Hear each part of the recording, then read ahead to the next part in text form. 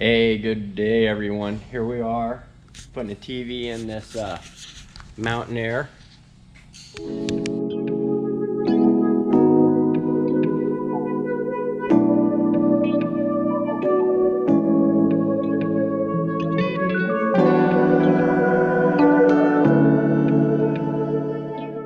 So let's go ahead and rip this TV out of here and get this slammed out.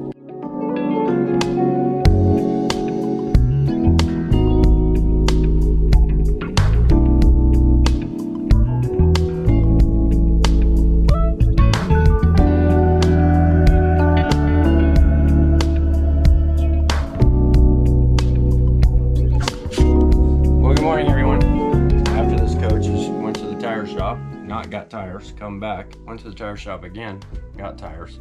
Now we're back in here the next morning and the TV is done. Boom. Very elementary. Simply pop the panel off back here. Then you can get to the back of it. It's held on with some South fasteners.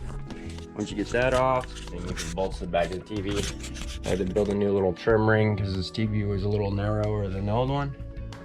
Little ABS black panel in there so you can still hear the speakers on the bottom. It's golden.